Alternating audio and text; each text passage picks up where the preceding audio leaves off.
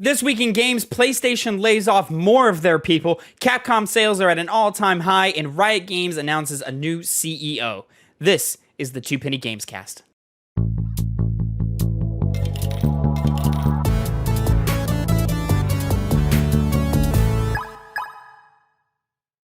What's poppin', players? Welcome back to the Two Penny Gamescast, episode 147. I'm your host, Tavin Bothel, here with my good friend and co-host. Say hello to the people eating some popcorn, Connor Elliott. You get the lifesaver.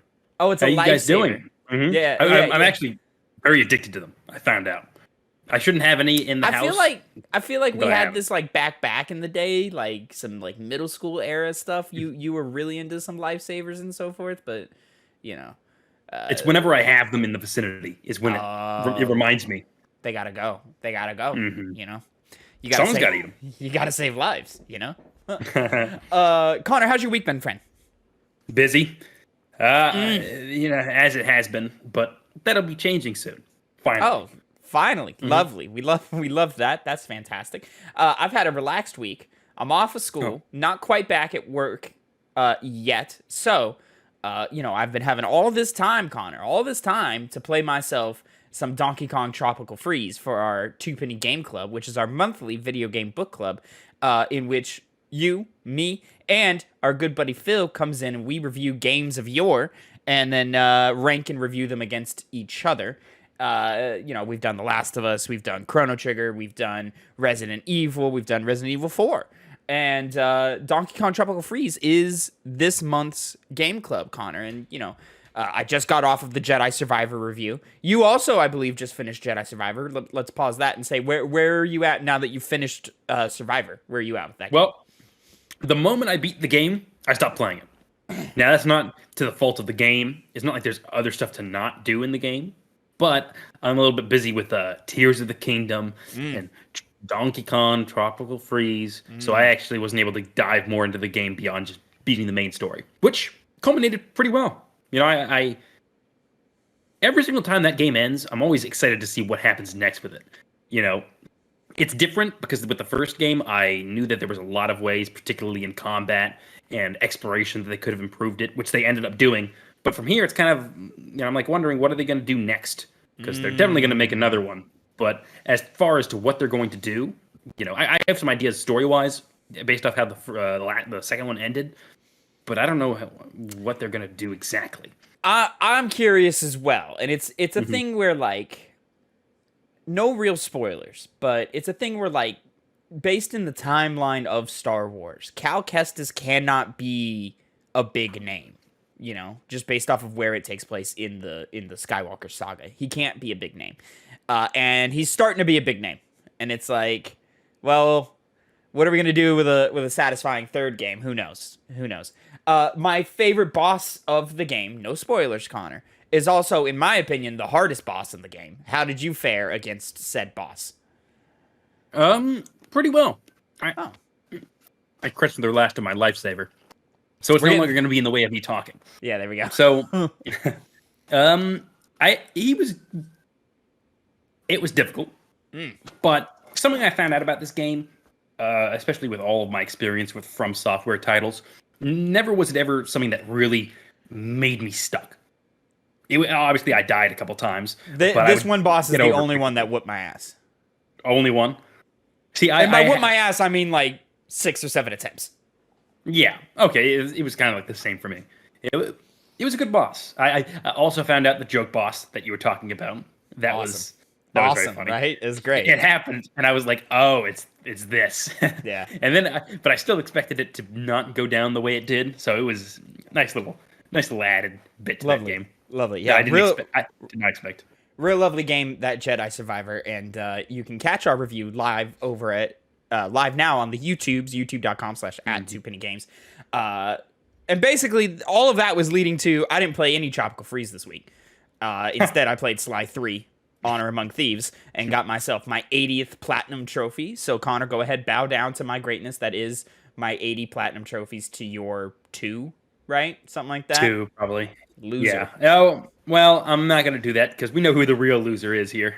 and it's not me. I'll say It's that. Phil for having 10 filler garbage platinum trophies in his list or whatever. You see, it's like monkeys throwing shit whenever you bring that up. You're just like one of you is in the right somewhat, but not in any substantial way.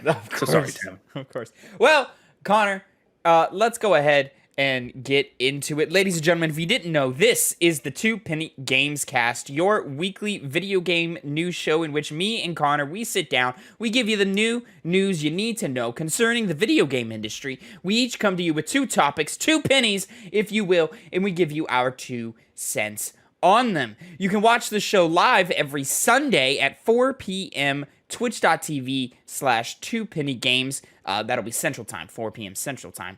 And you can catch lots of great stuff. I forget if Phil said he's on his Monday schedule yet or not. Eventually, he will be on Mondays. Keep an eye out. We'll get an update on that soon. As you mentioned, there's this little thing called Zelda Tears of the Kingdom that came out this week, Connor. Now, you and I are and Phil are very, very small creators. So we don't get the benefit of getting video game codes early. So you and Phil will be reviewing the game, not this week, but next week. This week, no reviews. We don't have anything for you. I could talk about Sly 3 all day if you want, but like what hasn't been said, it's Sly 3 at this point. You know what I'm saying? So we just need time to play the game. So Phil and Connor will give the review of The Legend of Zelda Tears of the Kingdom next week. So make sure you tune in for that. You're not playing it? I'm not playing it, Connor. I'm good. But you like, it's for the best because I say right now, this is not a in-depth review or even a really specific review of system mechanics, but they do things that if it were in other games, you would really enjoy. But considering the framework of Breath of the Wild being the same in this game, it wouldn't really have the same effect. Are you talking like all the fusion mechanics and the building shit? Yeah. Yeah. I look at that and I go, wow, that looks awesome. I really want to do that, but I don't want to play a Breath of the Wild sequel. So I'm not playing this one. I'm taking a break. I'm doing my own thing, playing some Donkey Kong eventually. Sure. Ladies and gentlemen. Also, you can find links in the description for our TikTok and our Twitter. Follow us down there and subscribe to all of that. But, Connor, enough of that. Let's drop some cents on them. Let's move into our first topic of the day. My first penny of the day. Let's talk about some more layoffs. This time, once again, actually, following the story from last week, off of PlayStation. We are pulling an IGN article from George Yang, studio working on secret PlayStation game hit by layoffs as Sony reevaluates portfolio. Deviation Games has laid off a number of developers as Sony reevaluates its portfolio. The studio is currently working on a new original AAA IP with PlayStation. Several developers from Deviation Games took to LinkedIn to announce that they had been let go of their current positions. These include now former associate producer Jared Bailey, technical combat and encounter designer Luke Stumpf, and software engineer Kyle Perez. Not much context or information was provided about the reason for layoffs, but Perez mentioned that Deviation Games, quote, ran into a difficult situation and was forced to make a number of layoffs, which I was a part of. It's unknown whether the layoffs have anything to do with PlayStation's project with Deviation Games and its current status. Deviation Games was founded in June 2021 by Call of Duty veterans Jason Blundell and Dave Anthony, who initially revealed the partnership with PlayStation. However, Blundell left Deviation Games shortly after a year in September 2022. Deviation Games isn't the only studio going through layoffs this week. PlayStation's first-party studio in Concrete Genie developer Pixel Opus is shutting down on June 2nd. Ubisoft also had a wave of layoffs earlier this last week, too. Which I believe we talked about both of those stories, if I'm not mistaken. We talked about the Ubisoft one, right? I can't remember. Last week and I believe the week before we covered those two things. So, PlayStation, what you doing over there? What's going on? Yeah, I remember the last time when we were covering. I literally just looked at it and I forgot. Genie, Pixel Opus. Pixel Opus, yes. Yeah. Yeah. We kind of had an understanding perspective on it. Like, okay, it's they hadn't really done much. They're consolidating, which is going to inevitably happen. Well, I'm sure they were making something. I'm sure they were doing something. It just didn't come together. It's not like they were just sitting around. Of course not. But when something that's not, I'm assuming, ready to show. I'm sorry, we had a little bit of a connection thing. Repeat that last bit there. A little bit of a buzz. Okay, where was I? Damn, I just get cut off in the middle, and then it just ruins. I break that train of thought. It's so. I'm sorry. I tried to make sure the people heard your voice, Connor, and instead I silenced you. I apologize. I'm used to being silenced on this podcast. I don't get to say what I want ever. You son of a bitch. No, but all jokes aside, it was understanding. But another one is like, okay, well, are you guys? I get the consolidation and needing to sometimes lay off people, but 2 different studios back to back. I mean, when you reevaluate a portfolio, this is what happens. It is what happens, but when you see it happen from multiple studios, no longer can you really give them as much of the benefit of the doubt. You obviously have to be realistic, as I just said. These things do happen, and this isn't still. I don't know much about Deviation Game Studios, but I'm assuming that they were doing good work. Obviously, they have some game coming up, and they're not getting completely closed down. So it's not the exact same thing, but once again, it's just kind of it's a little weird. Like, what are you doing? Because we know you make tons of money. It's Sony.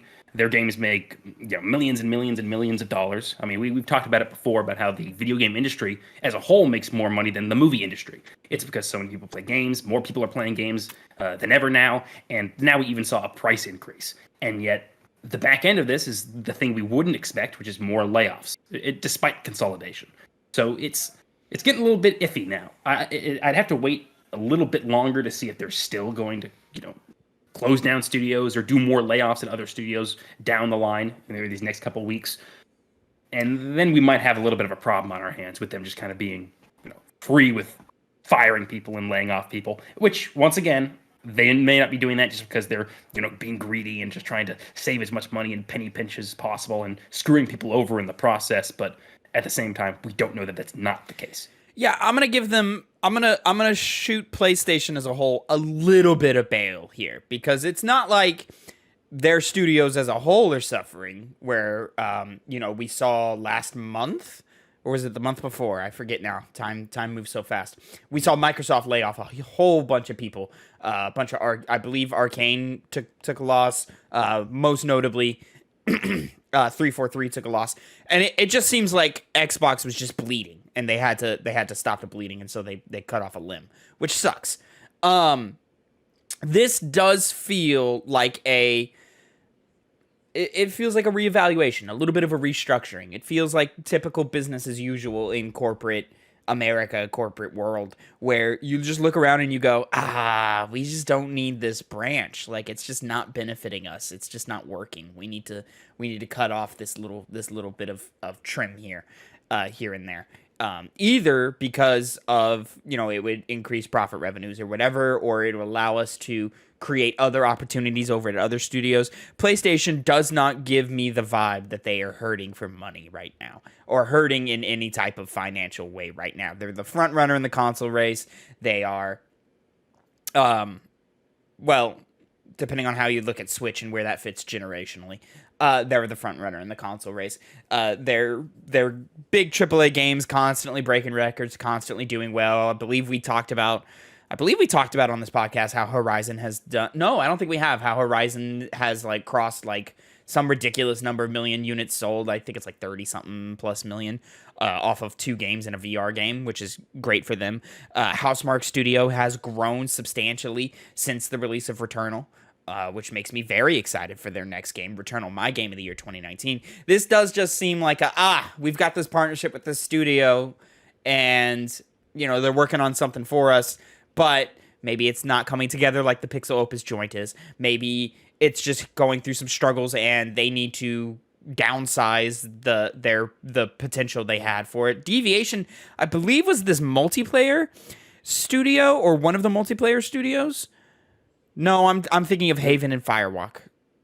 But it's okay. Yeah, IGN just speculates that they could also be doing something multiplayer related as well. Deviation is one of the smaller studios, and you just see a lot of the smaller ones getting the boot right now, or getting the trim down right now, which is unfortunate. That sucks. A lot of these small studios provide a lot of opportunity for new, fresh faces to rise in ranks and so forth.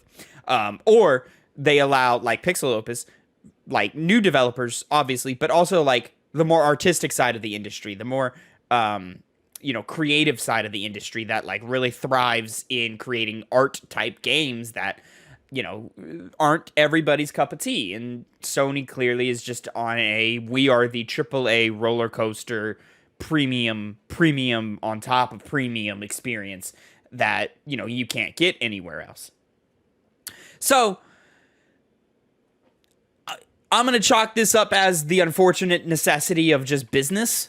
But that doesn't make it any easier for these people who just lost their jobs. And I hope that they can find their feet somewhere else. Somewhere I hope is hiring, because for a good time, we couldn't find the workers to fill the jobs. And now, well, here's a wave of layoffs to find all your workers.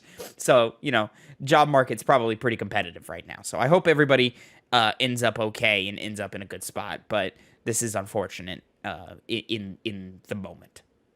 And just to bring, when you had mentioned earlier about how Microsoft has laid people off, I was going to specifically look up information regarding that. And in the process, I found a smaller story. It was only covered seemingly by local news in the Northwest, Oregon, I think specifically. Microsoft actually recently laid off 150 jobs, and so not as much as we've seen in the past. But was that Xbox related or just Microsoft related? I believe it was. Oh yeah, that may have been the thing I should have looked for, huh? Yeah. It's a big company. They do a lot of stuff. Yeah, you're right. Yeah. Either way, I mean, the video game aspect of things is still Microsoft, so yeah, things can have a resounding impact depending on how the company is doing overall. Yeah. And Microsoft certainly also is not, as a company, hurting. No, for sure. In any substantial way. It's a we're in this quote unquote recession. It kind of feels like it, but it kind of doesn't at the same time.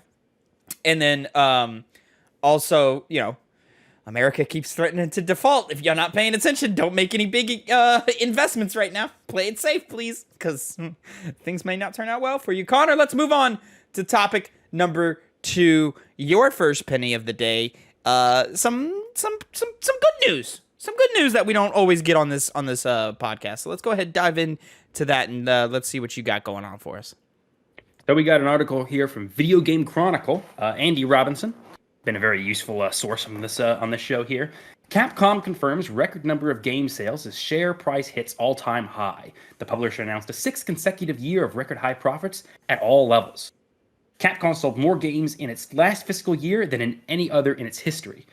In its end-year financial results published on Wednesday, which cover the year ended March 31st, 2020, publisher said it had sold 41.7 million games during the 12-month period. That's up from 32.6 million games the previous fiscal year and breaks its record for the most games sold in a business year. The company said its game sales helped it achieve a 6th consecutive year of record high profits at all levels and its 10th consecutive year of operating income growth. The company achieved the record sales figure partly with the release of 2 new titles in its flagship series, Resident Evil 4, which released a week before the end of the reporting period in March 2023, and Monster Hunter Rise Sunbreak, which sold around 3.75 million and 5.45 million units. However, the vast majority of its sales come from catalog titles, which Capcom defines as games released in the previous fiscal year or earlier. These sales, which it says were mostly made up of titles in the Monster Hunter, no surprise there, Resident Evil, and Devil May Cry series to reach 29.3 million units, exceeding the 24 million units in the previous fiscal year. And if you'd see the article, it's got a little bit of a graph there. We got charts. Graphs. Yeah, and then beyond me. But Capcom said 12.4 million in sales was made up of new titles. The company released 35 new SKUs in fiscal year 2023, including Mega Man, Battle Network Legacy Collection, Resident Evil Village Gold Edition, Monster Hunter Rise Deluxe Edition, Capcom Arcade Second Stadium, and Capcom Fighting Collection. 89.4% of its game sales during the 12 months were digital, and 19.7% were sold in its native Japan. Other than Monster Hunter Rise Sunbreak and Resident Evil 4, the company's top-selling titles during the fiscal year were Monster Hunter Rise with 3.7 million, Resident Evil 2 with 2.25 million, and Resident Evil 3 with 1.95 million. Following the publication of its end-year results, Capcom's share Capcom's share price hit an all-time high on Wednesday. Another graph, whatever. The company stock hit $5,270, $38.97 in American dollars, 5,270 in yen, on the Tokyo Stock Exchange earlier today. This time, 10 years ago, it had a share price of around 390 yen, which is about $2.92 in American dollars. Capcom said it expects to break records for sales and profit again in its current fiscal year, ending March 31st, 2024, which includes the release of Street Fighter VI in June and new IP Exoprimal in July. Capcom president recently said the company aims to sell 10 million copies of Street Fighter VI, which would break the series record of 7 million met by Street Fighter V. Capcom's on the up and up. They're on the up and up. Did the yen get more valuable? In my head, growing up, 1,000 yen always equaled an American dollar, and if 5,000 is $38, that's a more valuable rate, right? Or maybe the American dollar decreased. I don't know. We're not economists. We're not, which is why we just skip by all of those great graphs, which are very, very informative. Great for Capcom. Fantastic. They've been on a good trend for quite a few years now. I would say since, Resident Evil 7, Devil May Cry 5, like all of that did really, really well for them. It's been a while since Capcom has stumbled. Street Fighter 6 appears to be, an already confirmed hit for Capcom as well, so I'm sure their next year is going to be great. Monster Hunter has taken off in the West like never before with the release of Monster Hunter World a few years ago, and then the Rise series is doing well over here also. So, fantastic for Capcom. Great games equals great sales, Phil Spencer. I'm excited to see them continue down this road because they're just firing on all cylinders. They have not missed in a long time. Resident Evil 4 is a Game of the Year contender this year. Street Fighter 6 looks to also be in that conversation for fighting game fans. So I'm just happy that, games are great, sales are great. Everybody's happy, all around here. This is great for everybody. I recently was on Twitter, and I can't remember if this was one of those polls or it was just a post where basically the question that was posed was, out of these 4 studios, which one would you rather keep? I know Naughty Dog was one of them. I can't remember the other ones, but the other one of them was Capcom. And pretty much unanimously, everyone was saying Capcom. Because one of the things that they have that some of those other studios on the list didn't have. It's a little bit cheating. See, that's the thing, because they make so many games. And Capcom's a publisher. They don't diversify their studio names. So yeah, there's the Resident Evil studio and the Devil May Cry studio and the Monster Hunter studio. Those are different studios. But the point is that they are a video game brand that has its fingers in a lot of different other genres. Obviously, we have the survival horror with Resident Evil. We got that the more multiplayer aspect and I guess hunting monster aspect of Monster Hunter, Devil May Cry. A fun action adventure game, the fighting games like Street Fighter, of course. It's just a wide catalog that goes to show that when you do that, people buy your games a lot. You reach a lot of different markets. And it's funny because, except for maybe Monster Hunter, arguably each one of those is a niche genre, a fighting game, a character action game, a survival horror game. So Resident Evil being probably the least niche of them, if you don't include Monster Hunter, just because Resident Evil's been around for so long and attracts big numbers. But survival horror games are not the big, huge, crazy sellers like your action-adventure, third-person narrative games that you get from Sony or something. So it's just kind of cool that the combined nature of all of these different game genres, somebody is going to like something from this output, and they're all going to like it a lot. I'm a big Resident Evil guy. Connor, you're a big fighting game guy. I forget where you're at with Street Fighter as a franchise, because I know you jumped on the fighting game things at sort of a awkward period for Street Fighter. Yeah, the Street Fighter never really appealed to me that much. I do enjoy it, but not enough to really play a Street Fighter game. Gotcha. Changing that with 6, but Street Fighter, as we all know, is the name people think of when they think fighting games. Yeah, across the entire world. So, they do really well with that IP, even when they don't even do good with it. Like with the 5th game. The fifth game, yeah. Oh, and you're a Devil May Cry fan, which doesn't get as much like love in terms of like releases. You know, it's been quite a while since Devil May Cry 5. Mm-hmm. What was that? 17? 18? 19? Was it 17? No. I think it was 18. Or 19. Find 19.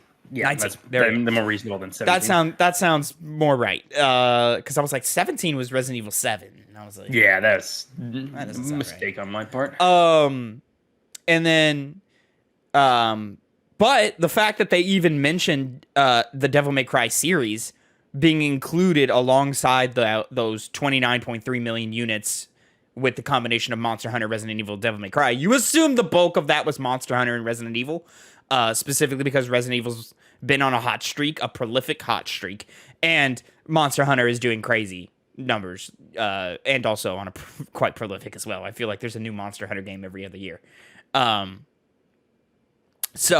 the fact that Devil May Cry as a franchise even got mentioned in the conversation. We haven't had a new release in a couple of years now, and you know, between 5 and the last title, it was quite a while. So it's, you know, interesting that we're still like that name is still in the conversation. Mm-hmm. Well, Capcom just has that brand name. The brand 89.4% of its game sales during the 12 months were digital. 37.3 million units digital sales. Almost 90% of Capcom's sales are digital. What do you think that means for Capcom? Like that people like their games. People like their games, but they like buying them digitally. They don't go out to the store to buy a Capcom game, you know? And I think that's interesting. Where usually like digital sales have been on the rise for years. They've been more and more prevalent as we've gone on, but you usually see it closer to a 50% mark, not a overwhelming dominance of it is digital, which is just a sign of the times, and you know, just kind of where they're at. But I'm curious if it's, you know, Monster Hunter Rise is very prevalent on Nintendo Switch. I don't see Nintendo Switch titles being heavy physical sales, but if I remember right, Nintendo doesn't share their digital stuff. So this is like sort of just information you can kind of gauge, because I believe, well, Monster Hunter Rise just came to PlayStation recently, so I'm sure that helped out. And then, God, they're also just so consistent with re-releases of a bunch of different kinds. You know, the article mentioned Resident Evil Village Gold Edition or whatever, and then Devil May Cry 5 got a re-release on PS5 a few years ago. And the Resident Evil games all got ported to PS5, I want to say within the last year. And, you know, Monster Hunter jumping from console to console and stuff. It makes sense how a lot of their legacy titles are the ones making these numbers. We'll see more games from them when they come out with Street Fighter 6, and who knows what they're going to do beyond that. Maybe another Devil May Cry game? You know, fingers crossed, Connor, but, you know. Them being part of the conversation does help, but we'll see. I'm sure there's a Devil May Cry 6 coming eventually, right? It's got to be soon. You know, to be honest, 4 years. And it has been 4 years, and reasonably, I would say that they'd make another one. But I think I remember seeing a comment that no, that wasn't it. I remember seeing, I think, some vague comments about how they won't be. Not Dante, Nero, and Virgil's story has kind of ended. They're done with it. At least it's the main, you know, focus of it. So it could either be the point to retire it or do something new and interesting with it. Either way, I'll play it. We'll see. I'll say this, Connor. More than likely, you're getting a new Devil May Cry before you're getting a new Street Fighter. That isn't Street Fighter 6. Oh, they're going to do 6 for years. Because when did 15 come out? It came out. Obviously, they had 5. Street Fighter 5, I believe, is a 15. 2015. 2016? Okay. So they finding games you can generally release and then have a pretty good length of time before. I feel like 4 had a very long tail to it, where like they had re-release after re-release after re-release of that game. It felt like to me on the outside, and I also wasn't paying that much attention to the industry at the time, but I feel like by the end of it, it had like 3 or 4 subtitles.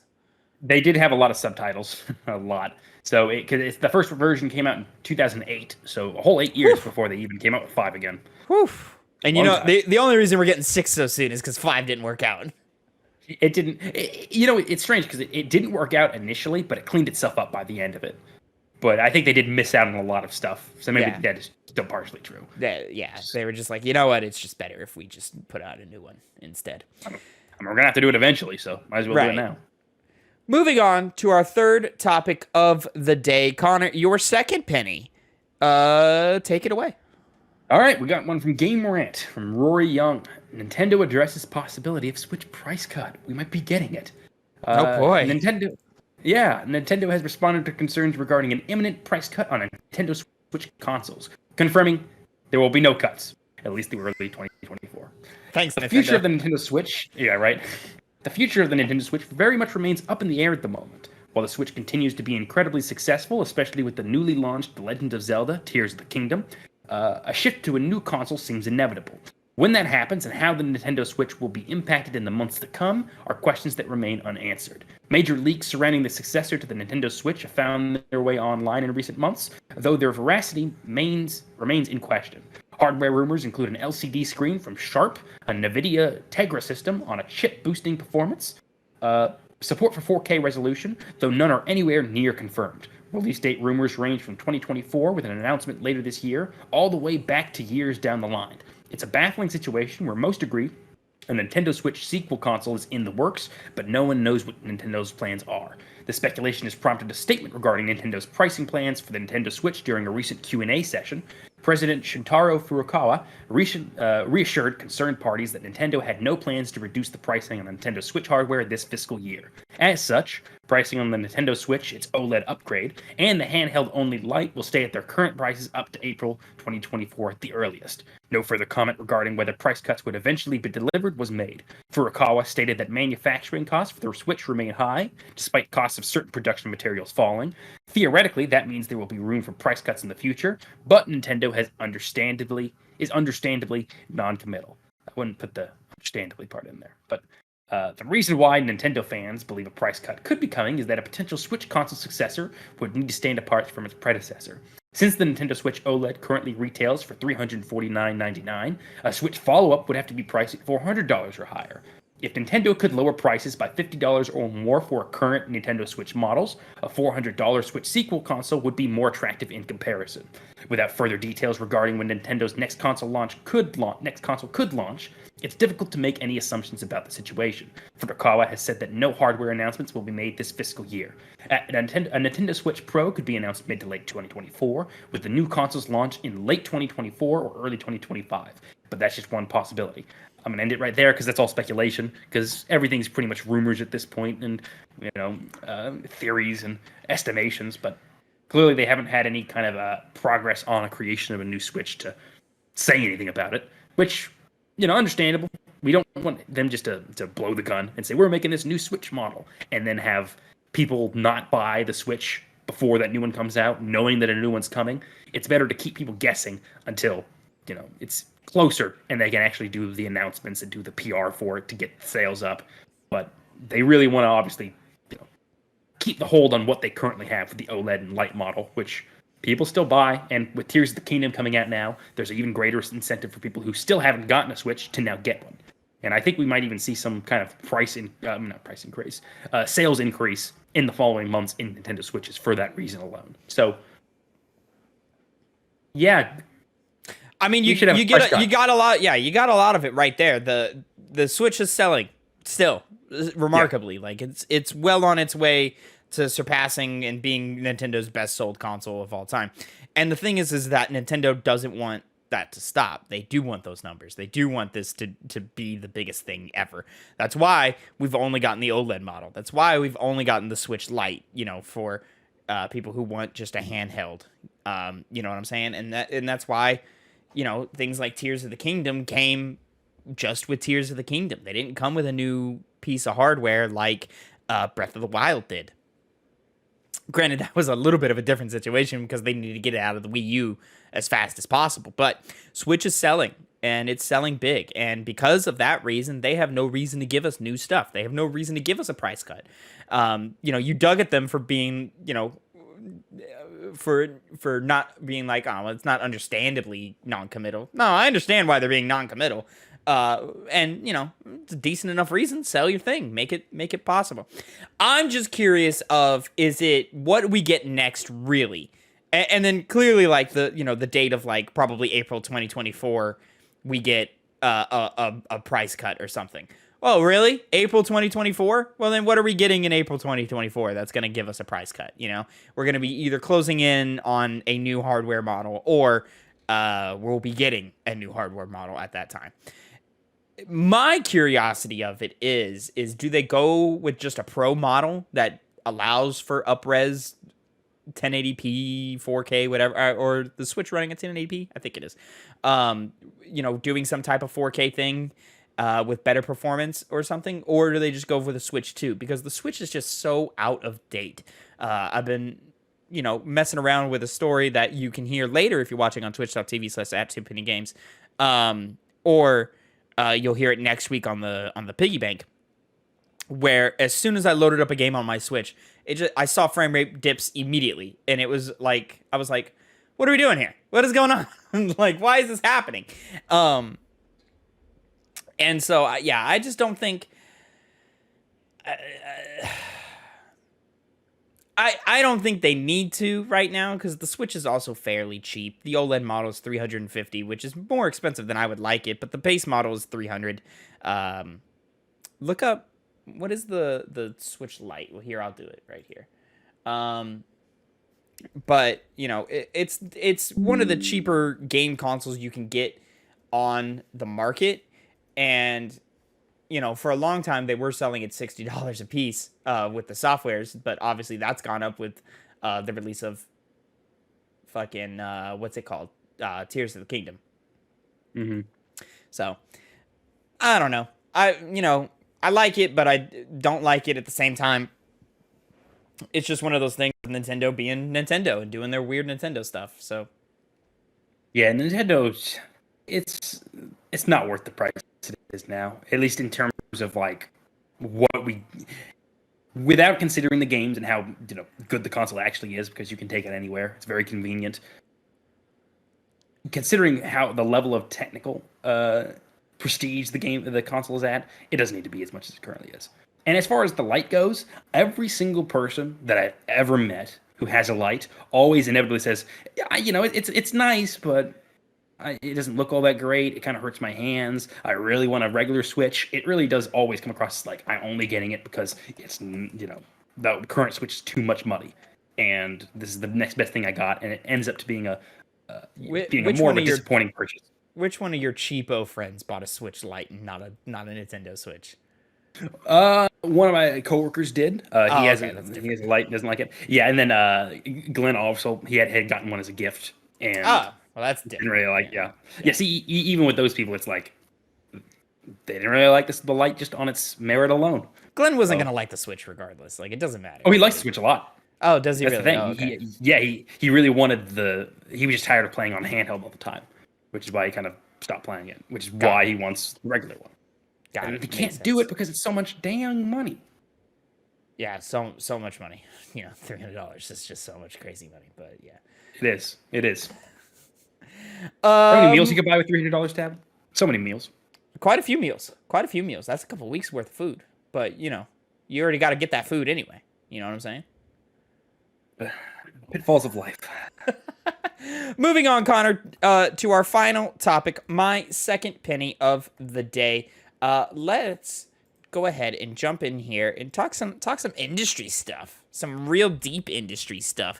So, pulling from GameSpot.com, Haley Williams reports Riot Games, felt like a South Park character there. Mm-hmm. Riot Games will get a new CEO later this year. Riot Games CEO Nicolo Laurent will be stepping down this year after 6 years in the position, Riot has announced. He will be succeeded by the company's current global president, A. Dylan Jadeja? I'm sorry, I'm fucking butchering that name. Lawrence, who has spent 14 years in the leadership positions at Riot, including 6 as CEO, told employees he's stepping down to spend more time with his family. He will remain with Riot in an an advisory role, excuse me, once the handover is complete. Imagine an adversary role. Like, he just immediately becomes a supervillain for Riot Games. I digress. Incoming CEO Dylan Jadeja has been with Riot since 2011, was named president in 2017. Since then, Riot says he, quote, has been one of the key leaders in crafting Riot's strategy and driving our culture forward, which suggests his move to CEO won't change too much about the company's overall strategy. The leadership transition will take place over the coming months, with the process expected to be fully completed by the end of the year. In an email sent to Riot employees, Laurent explained the personal reasons behind his decision, while assuring Rioters that he won't be moving to another company or starting a new one. He also explained some of the process that went into choosing Jadeja as his successor, saying Riot, quote, looked both inside and outside the company to find the very best person for this role and for Riot's next chapter. Jadeja also sent a message to employees affirming his commitment to the company and its ongoing goals. The incoming CEO said he would be spending the next few months engaging with Riot's different departments to, quote, take stock of where we are and get a deeper understanding of what's working and what can do better. He ended with an acknowledgement that he, quote, may do some things differently than those before me, but that he would still be pursuing the same goals. Cue 3 months from now, some layoffs over at Riot Games. Probably, more than likely. I hate Riot. Okay, all right. I don't know. I at one point I could have said why, but I can't remember off the top of my head. Well, once upon a time, they were quite toxic workforce behavior type stuff. Once upon a time, they did have a lot of discrimination and stuff going on in the offices. I haven't heard too much of that in recent times, so hopefully it got a little better. Valorant was received quite positively. I believe it still has a happy fan base outside of, the usual conversation with games as service games where the fan base just is seemingly always angry. But I haven't heard, the game didn't turn to shit. I'm sure it's still good. It's just, gamers being gamers on the internet. As for strategy, I assume, like the article says, we're going to get more of the same from Riot Games. It's going to be a lot of the same. But probably just some slight restructuring, some reevaluation, as PlayStation likes to put it these days. And I don't really know where that'll go from there. I'm not overly familiar with Riot Games catalog and so forth. I mean, League of Legends cool, Valorant cool, but outside of that, I don't really hear much or see much from Riot Games. But okay, now we wait and see. We wait and see what happens. What crazy things will Riot do to shake up the gaming landscape? I wonder. I know, man. They're ready. They're ready to start swinging. You know what I'm saying? And to be honest, Tavin, yeah, all they need to do is make money, not because their games are good or anything like that, but just so they can fund more seasons of Arcane. Keep putting money into that. That's all I care about at this just point. want more Arcane is all you want. Mm-hmm. I mean, that's more of Netflix's thing, right? That's Sure. their studios. So it's really just Arcane needs to keep being successful. There's basically I wouldn't know exactly, but there's probably no connection between Riot doing well and Arcane getting more seasons, but I'm going to say it is until I'm proven otherwise. Because that's what you should do. You should talk out your ass until you realize that you're wrong, and then don't do that anymore. Right? Yeah. Say I'm right. Yeah, that's yeah. I mean, that's how all these TikTokers do it, right? They just say some wild shit until it pops off, and then they can grow an audience from there. That's why, ladies and gentlemen, if you listen on twitch.tv/2pennygames when we record our piggy banks, some wild shit is gonna go down. I'm just teasing you a little bit, just a little tease to go watch the piggy bank, not the one that released yesterday or the day before rather, but the one that's gonna be releasing either next Saturday or watch live over at twitch.tv/2pennygames, and you can find all that out. Wild shit goes on over there, Connor. What are you doing? Well, something got released this last week, and I vehemently disagree with some of it. So we're going to be having some great gaming talks about what makes a great video game, Connor. Some great talks are going to be happening over there. But that's for later. What games have come out? Connor, should I watch Arcane? I just don't. Tavin, you should watch Arcane and Cyberpunk Edge Runners. And if you don't, you're stupid. Oh, wow. And now, I would recommend in terms of like speediness, if you're looking to just get through something quick, Edge Runners is the one to go for because it's most definitely shorter. But Arcane is, well, I say that it would be up your alley, but I think Edge Runners also would. They both tickle a nice spot for you, but maybe wait for. Go ahead. You know what? Watch Arcane with your girlfriend. Watch Cyberpunk by yourself. The girlfriend doesn't like animated things. That's true. Yeah. Watch it by yourself. Everybody's got like the rest of us, Connor, and that's one of hers. Yeah, and you have no flaws. Oh, I'm perfect. I don't know if you know this, Connor, but I'm fucking awesome. All these idiots on the internet keep talking and talking and talking. Shut the fuck up and let the king talk. Let the king speak. You know what I'm saying? Because some of us deserve to talk, and some of us should be more quiet. And I'll be honest, the latter does not equate to me, motherfuckers.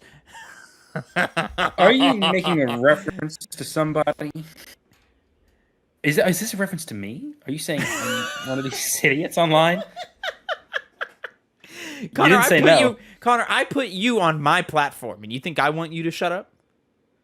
That's fair. You're absolutely right. Stay the fuck quiet and sit in your chair like a good little dom. Well, maybe I won't come on the show anymore. Maybe I'll go do like something cooler. Like Yeah? It's a long drink of water. Long sip of water. Very long.